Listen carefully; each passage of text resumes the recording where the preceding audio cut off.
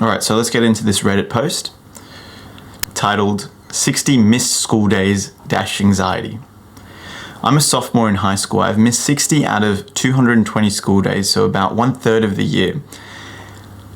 I'm having trouble going because being around all the people at my school is very overwhelming, and I often have panic attacks.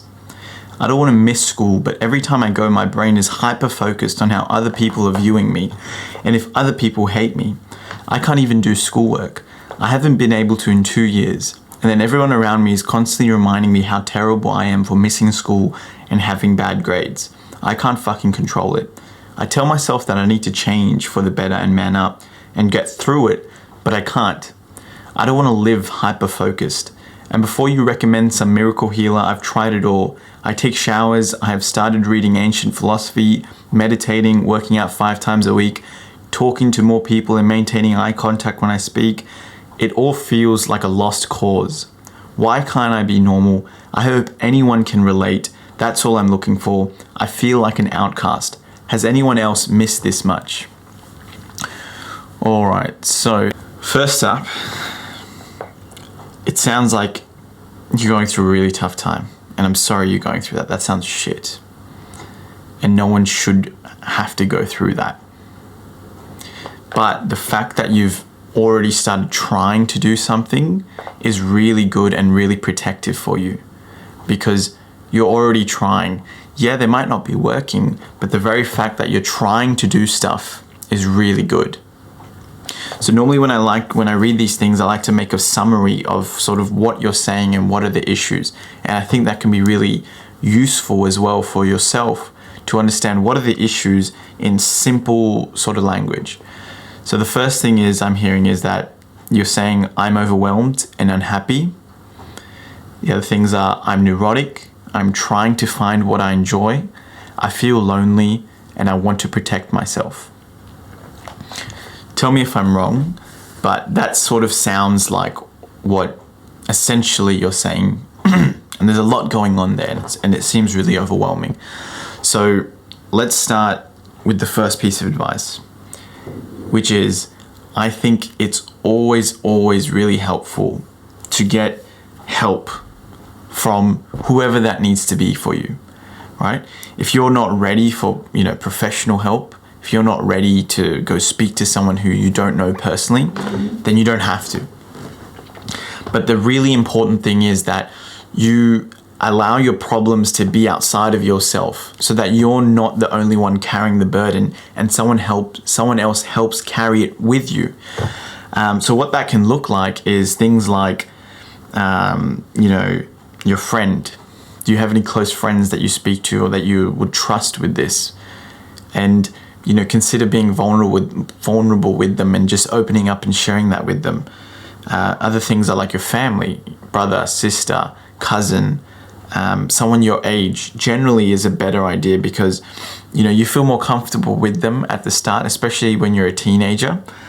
The other thing is you could consider telling your parents. I know it's really hard as a young person to tell your parents these sort of things, but it does and it can be helpful in the sense that maybe they don't understand what you're going through, and so helping them understand or just shining a light on what you're going through sometimes can just make them understand, oh, actually my son or daughter is experiencing some difficulty, maybe I should help them get through something.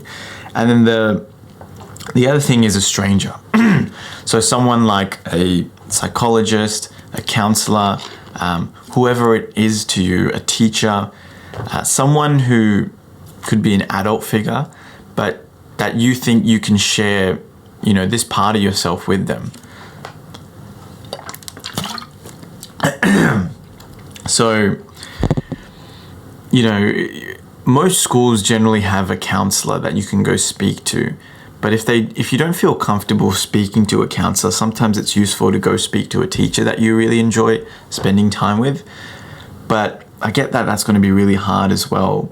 So it's really up to you where you want to start on that sort of ladder of speaking to someone. But the essence of that message is try and get help and make your tribe, and try and build a sort of a social support system around you. With whatever difficulties you go through in life, especially with anxiety, especially with, just feeling unhappy in yourself, having a tribe, having a social support network really helps just alleviate some of that, or just even as a means to vent out some of that as well. The other thing that just came to mind is that you can also engage in online communities if the anxiety is so much so that you don't want to speak to anyone in your life, in real life. What I've found can be really useful for people is that you can go on a Discord chat and join a group of people there. And you're completely anonymous, no one sees you, they just hear your voice, and if you want, you can just type as well. And you're already doing that in a sense by going on Reddit and posting this, so you're making a step in the right direction.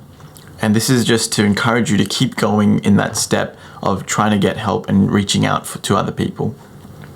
Second tip, get out of your mind and into your body. So what you see a lot in people who get really anxious is that they get really in their head, and they sort of disconnect from the neck down, and they just see everything about them through others.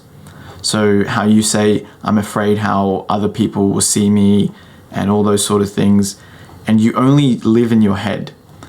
And it sounds counterintuitive to be like, be in your body more. And what does that even mean? So there's a book that I can recommend, and I don't know if you're interested in reading it, but it's called The Body Keeps Score. It's a really good book about understanding that sort of concept. But practical ways about how to get in your body are things like movement, activity, sports, and just try and find something that you enjoy. So what are sports that you enjoy? What are activities that you enjoy? It doesn't have to be conventional or things like that other people like. I remember in high school there was a guy, we thought he was very unathletic, but turned out on the weekends every week he would go and do that martial art with the wooden swords. Forgive me, I forget the name, but he loved it. And he told me that he would be in his element when he would be doing those sort of things. And sorry, I should have mentioned, he was traditionally, seen as a very neurotic guy and very anxious and very shy. But he said when he was expressing himself or, engaging in those activities, he was out of his head. And so I encourage you to just find something for you. Now, things that have worked for me, when I was younger, weightlifting sometimes did that. These days, it's things like swimming. Swimming gets me out of my head. Running definitely gets me out of my head when my knees don't hurt. So it's just engaging in some type of movement.